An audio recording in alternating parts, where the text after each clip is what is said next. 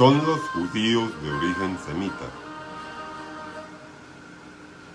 Viendo yo un estudio sobre este tema, el cual señala que Paul Wessler, profesor de lingüística en la Universidad de Tel Aviv, en Israel, en el año de 1993 publicaría un libro cuyo título, traducido al español, vendría a ser Los judíos askenazíes en un pueblo eslavo túrquico en busca de una identidad judía.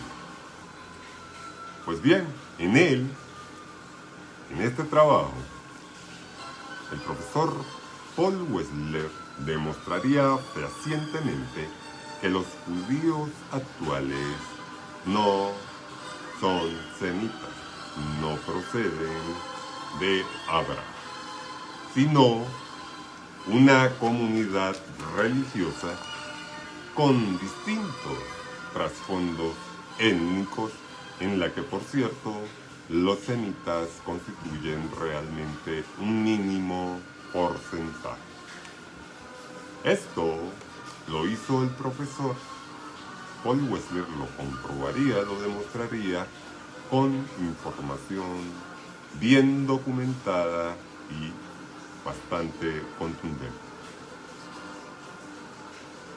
Es que en el caso de los judíos askenazíes, no proceden de un origen semita, sino de la conversión de los házaros al judaísmo. Esta conversión, digamos, tuvo lugar justamente durante la Edad Media.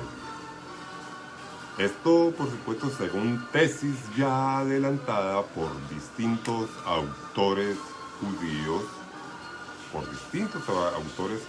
célebres, como por ejemplo Arthur Koestler. De tal manera, pues, que entonces los askenazíes proceden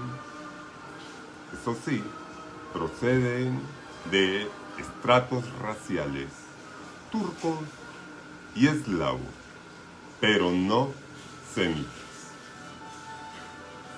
Vamos a introducirnos un poco más para obtener un mayor contexto y lo podamos, digamos, entender de una manera más amplia. Vamos a introducirnos un poco más en conocer el origen de los Hasa. Y esto nos va a llevar a concluir quiénes son realmente los judíos askenazíes. Bien, ya dije que los judíos askenazíes provienen de la conversión de los házaros al judaísmo. Y es que los házaros, o circasianos, como también se les conoce,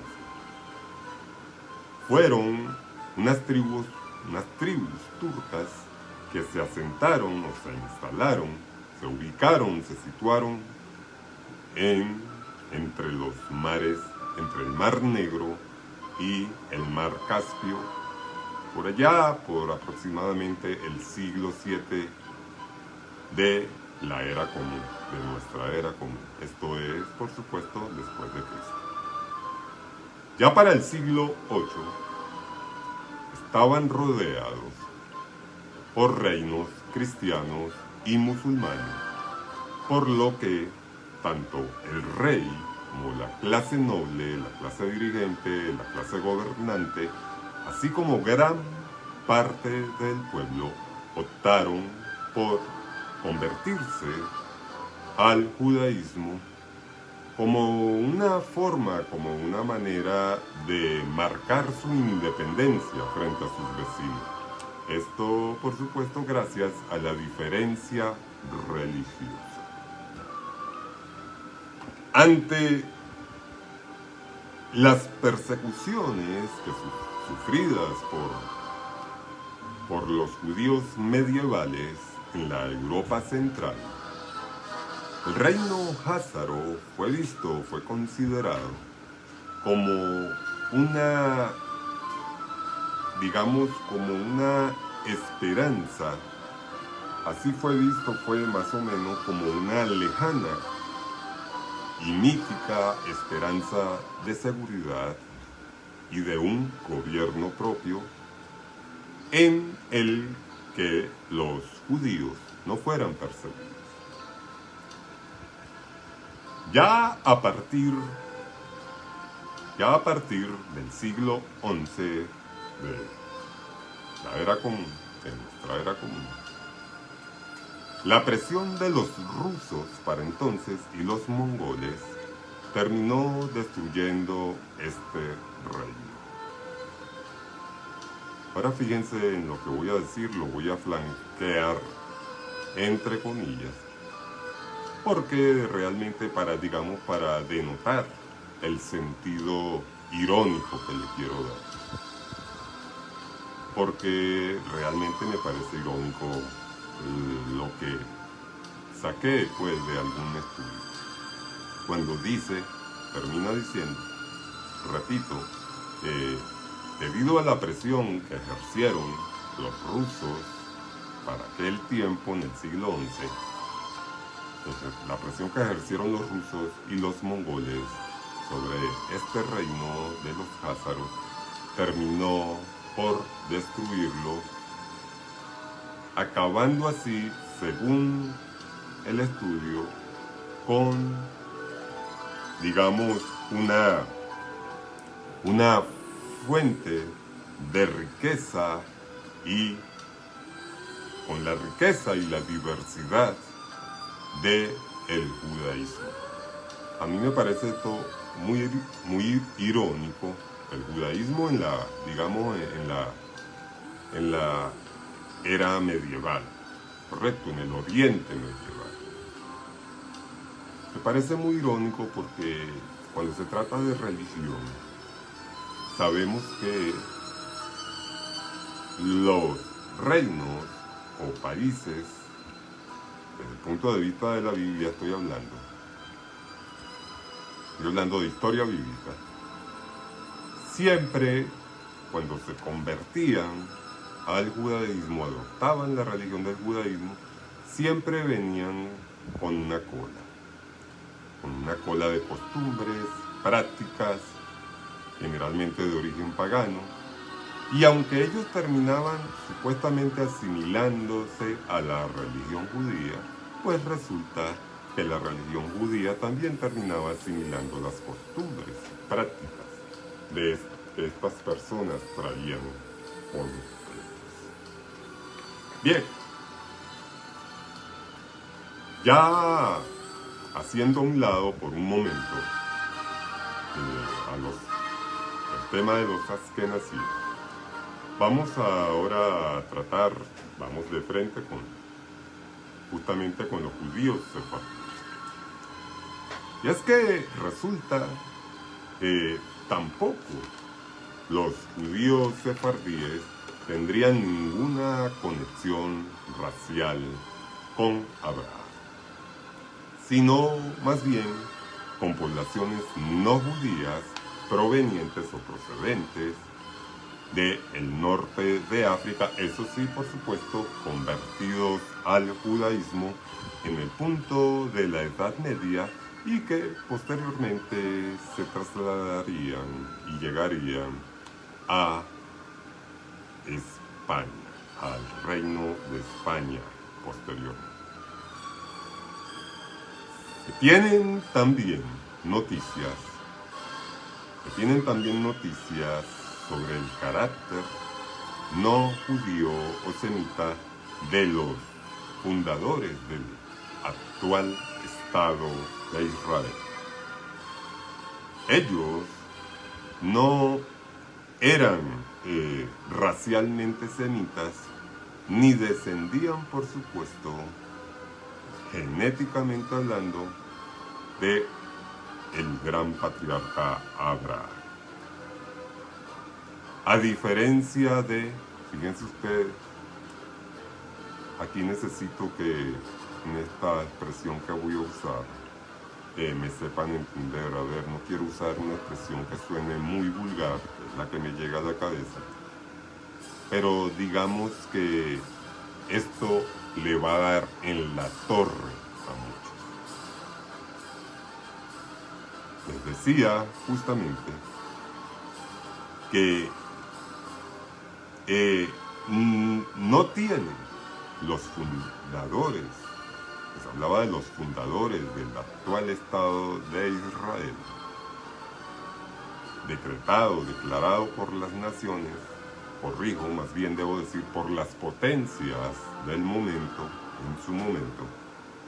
Me decía que estos fundadores del actual Estado de Israel no eran de origen semita, correcto.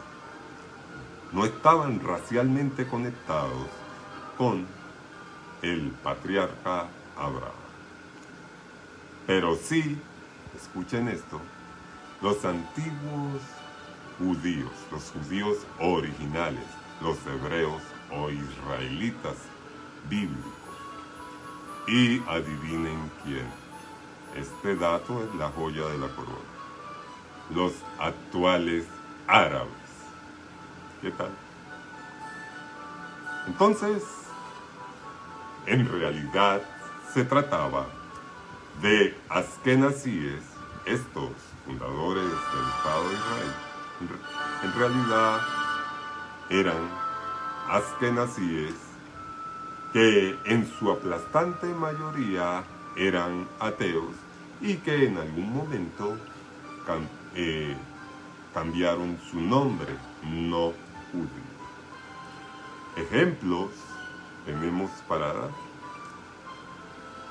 Podemos traer el nombre, por ejemplo, de, entiéndaseme la expresión, el primer ministro que tuvo el actual Estado de Israel, David Ben-Gurión, quien también en algún momento, en alguno de sus gobiernos, fungió como ministro de la Defensa.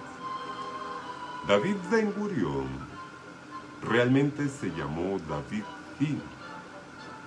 Obviamente, posteriormente cambiaría su nombre por Ben-Gurión y su ciudadanía a vivir rusa.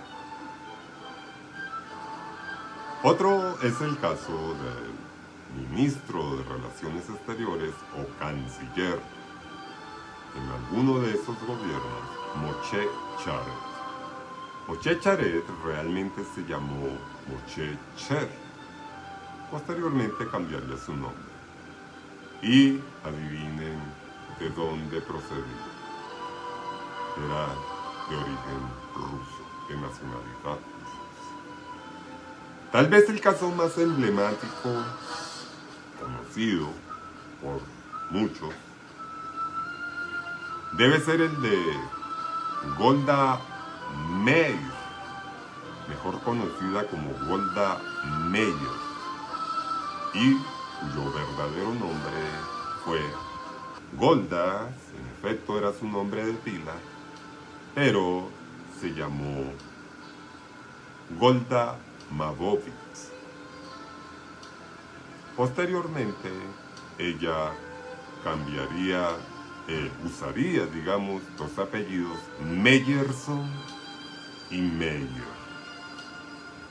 Ella fue primera ministro del Estado de Israel. Y adivinen cuál era su origen, su nacionalidad.